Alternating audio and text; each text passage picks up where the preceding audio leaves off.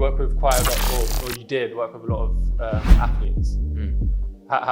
Was there any common themes there in terms of how they acted, what they knew about tax?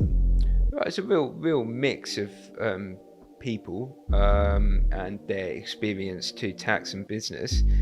I think some of the common themes that I noticed and where they had got into trouble was because I acted for a lot of guys who were towards the end of their career, and some of them had historic tax bills and issues with HMRC because what had happened, they usually would have one bigger move, and what happens in that situation is that the club would pay the agent fee.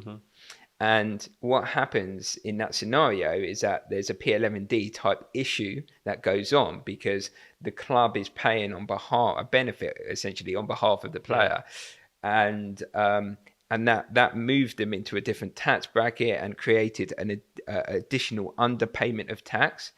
And because the players didn't realise what was going on or how that's taxed or whatever, they just also got to pay tax on that beneficiary on that benefit. So and it created this big mess. I dealt with 3 players in a similar type of scenario throughout their career on that specific thing. Yeah, but you know what's crazy as well? None of them know. Well, I don't think there's maybe a few, but majority of them don't even know that they can claim expenses back.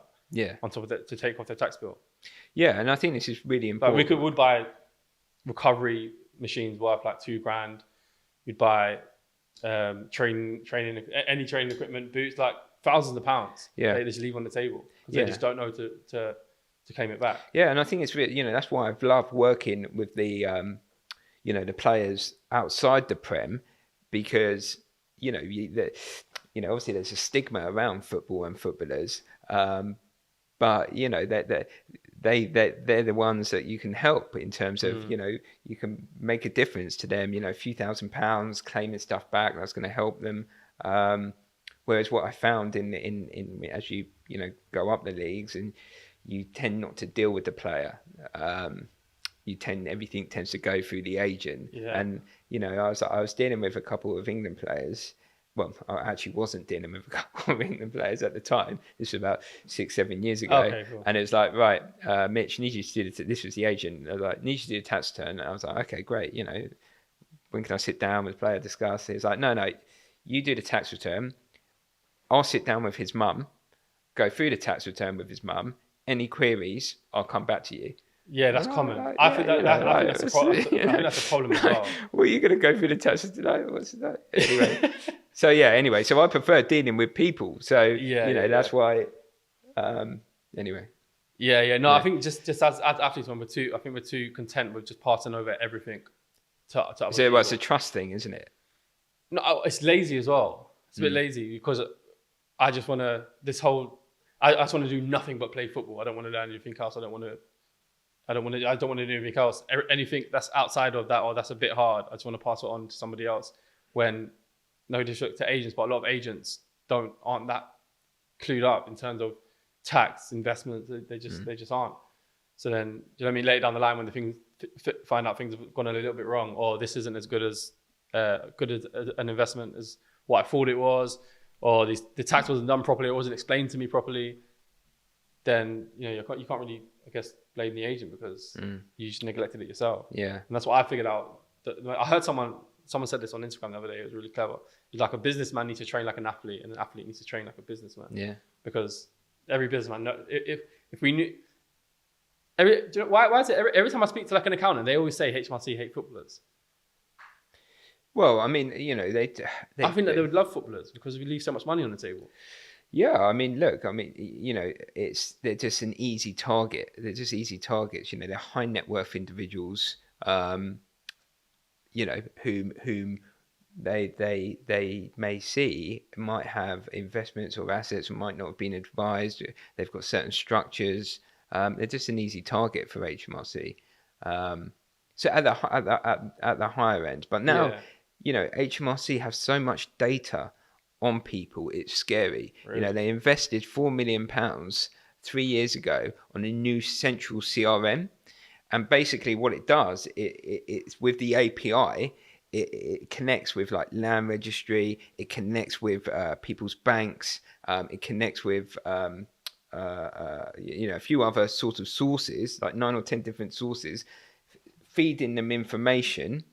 And then what happens when there's any like anomaly on your account? So let's say, on your tax return, and then on land registry, there's a property that you own, but it hasn't appeared on your tax return. Then like an automated, what's called nudge letter, will be sent to you. And it's a standard letter, but I'd be like, dear Mr. Stewart, can you confirm you own this property? And it lists the property. And then that's where they start opening up investigations. It'd be like, how come it was on your tax return? Blah, blah, blah, blah, blah. Yeah, it's getting proper Big Brother style. So, the key thing is, of course, and this is what I always, start with as a fundamental, is that, you need to ensure that you're doing the right things and you're complying. Because, and also they've changed the penalty regimes. It's really high. So, you just got to be compliant. Yeah. They must have millions of people that work for them. I've never met anyone that works for HMRC. Yeah. They must be secret. Well, no, they're spies. They're spies. Macca, these guys, look at them. Macca works for HMRC. No, but what were we saying? I can't remember where I was going. Well, just that whole system that they've got is just a bit crazy. That's scary. Yeah. Oh, yeah. So you said there's loads of people that work for them. So basically, during the pandemic, they sort of laid off quite a lot of people as well.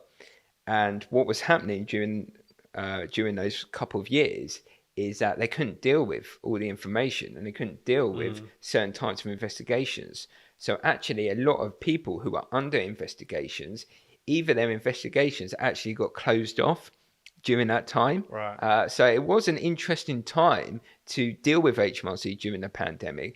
Now, gearing up, we're seeing a lot more activity, we're seeing response times get much better, we're seeing letters more and more regularly now. So they are coming out the other end of it. Interesting. One thing I also wanted to bring up that I think a lot of people there's things that people should know about when it comes to inheritance tax. I remember I had a convo with someone once, and some of the things I was telling me, I was like, oh, that's crazy, I didn't know that. Just in terms of like, what happens to your wealth if you pass, and the amount of tax your family will get taxed if maybe you're not married or something like that.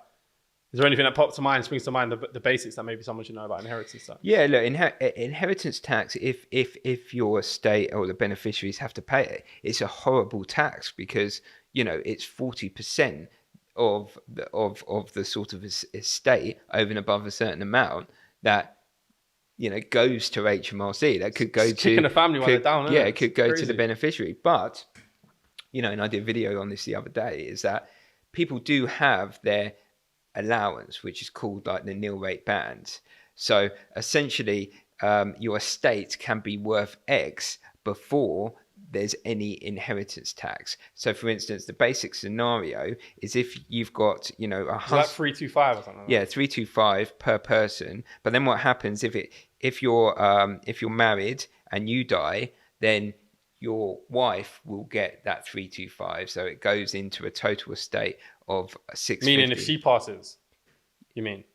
No, if you die. Yeah. So let's say my estate is worth $1 million. Yeah.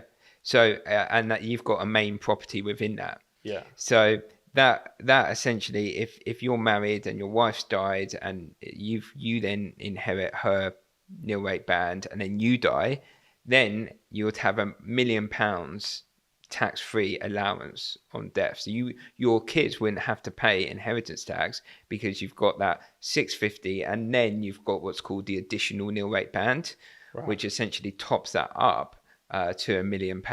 So this is why some people think that, oh my god, it's going to be 40% on everything, but it's not. There is this nil rate band available, and it's only for estates which are above £1 million total estate, less debt as well. So again, with inheritance tax, you're allowed to deduct loans and outstanding debt against the market value of your estate, and whatever that net position is, that is what you're going to be subject to inheritance tax.